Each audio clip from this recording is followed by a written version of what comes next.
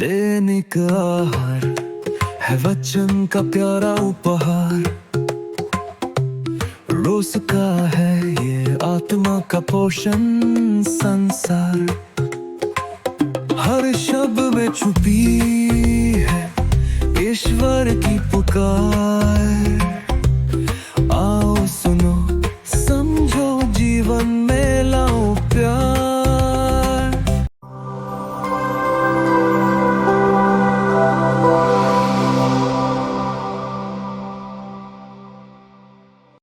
दैनिक आहार में आपका स्वागत है। सबों को जय यीशु। मेरे मित्रों, बचपन में मैंने एक गीत सीखा था और उसके शब्द मेरे दिल को छू देते थे। उसी शब्दों को आपके साथ साझा करना चाहता हूं। ध्यान से सुने।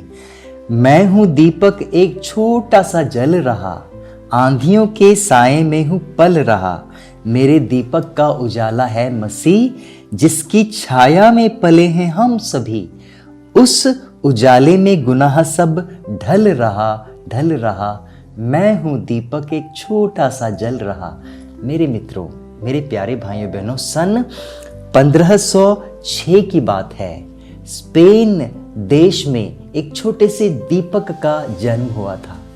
और पता है उस दीपक ने क्या कहा? उस दीपक ने कहा कि इस संसार का अंधकार इतना भी शक्तिशाली नहीं कि एक छोटी सी नन्ही सी मोमबत्ती की ज्योति को बुझा सके। जानते हैं मैं किसकी बात कर रहा हूं? ये कोई और नहीं, ये हमारे संत फ्रांसिस जेवियर है, जो हमारे भारत देश में आए हैं।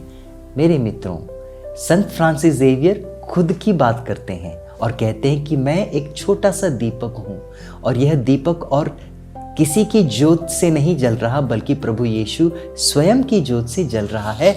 और इस संसार के अंधकार में इतनी शक्ति नहीं कि इस छोटे से नन्हे से दीपक को बुझा सके। मेरे मित्रों, मेरे मन में हमेशा से यही प्रश्न रहा कि ऐसी कौन सी बात हुई होगी उनके जीवन में, ऐसी कौन सी घटना घटी होगी उनके जीवन में, या कौन सा दिव्य दृश्य उन्होंने देख लिया कि उन्होंने अपना सब कुछ त्याग कर भारत में आए। जानते हैं कितने देशों का भ्रमण उन्होंने किया? बोला जाता है 9 से भी ज्यादा देशों का भ्रमण उन्होंने किया है। मैं उसका लिस्ट आपके साथ देना नहीं चाहता, लेकिन मैं बताना चाहता हूं कि आखिर क्या कारण है कि वो इतने देशों का भ्रमण कर पाए, और वो भी एक कुलीन परिवार से थे, राजा महाराजाओं के खानदान से थे। अपने सारे ऐशो आराम को छोड़कर, अपने धन संपत्ति को छोड़कर, अपने मकान को छोड़कर, अपने परिवार को छोड़कर इतने दूर देशों में भ्रमण करने की जरूरत ही क्या है? इसका कारण आपके सामने मैं प्रस्तुत करना चाहता हूं। पता है, यदि इन सभी प्रदेशों में जितना भी उन्होंने भ्रमण किया, उन सबों को जोड़ दिया जाए तो कितना होता है? बोला जाता है कि 38,000 मील की दूरी उन्होंने तय की। 38,000 मील की दूरी उन्होंने तय की। और भारत में आने के लिए कितना समय उन्हें लगा? बोला जाता है स्पेन से भारत में अर्थात गोवा में आने के लिए उन्हें 13 महीने लग गए। वो भी समुद्री जहाज में बैठकर 13 महीने लग गए। अरे हम लोग तो अपने घर से निकलकर चर्च जाने में हिचकिचाते हैं, लेकिन इन व्यक्तियों को देखिए, वो सब कुछ त्याग कर 13 महीने का सफर तय कर कर भारत आते हैं। क्यों आते हैं? क्या कारण है? क्या उद्देश्य है?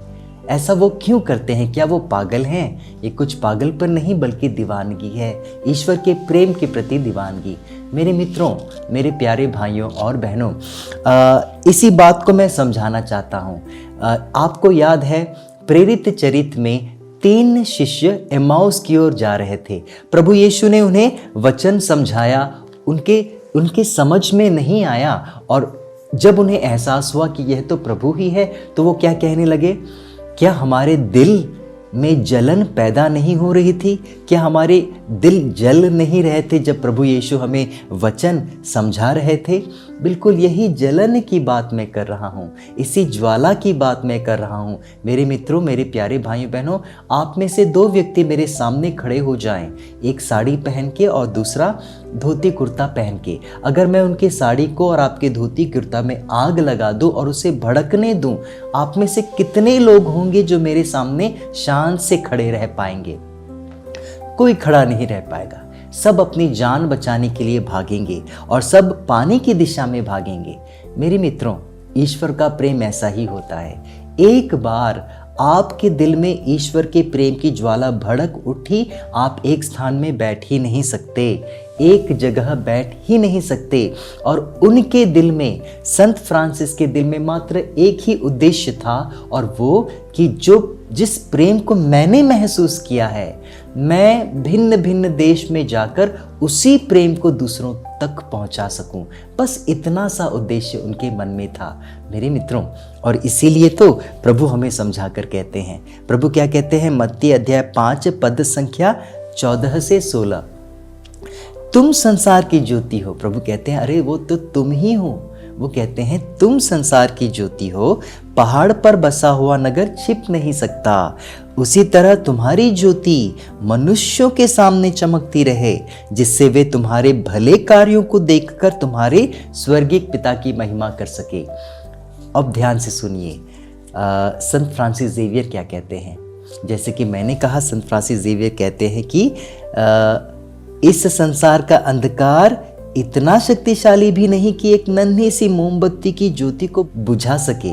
और फिर वो कहते हैं, इस नन्ही सी ज्योति से प्रेरित होकर आपका जीवन ही आपका प्रवचन बन जाए, आपका जीवन ही आपका प्रवचन बन जाए, जिसे लोग सुन सके। मेरे मित्रों, मेरा छोटा सा प्रश्न, अंतिम प्रश्न है कि क्या उस प्रकार की ज्योति हमारे दिल में भी जल रही है? यदि आपने उस ज्योति का अनुभव किया है, ईश्वर के प्रेम का अनुभव किया है, और फिर भी आप ठंडे बने रहते हैं या फिर उस प्रेम को दूसरों तक पहुंचाना नहीं चाहते, तो ये गलत है। इस त्योहार के दौरान हम प्रार्थना करें कि ईश्वर के प्रेम की ज्वाला हम में भी भड़क उठे, ताकि हम उसके प्रेम को दूसरों तक पहुंचा सके। सबों को जय श्री।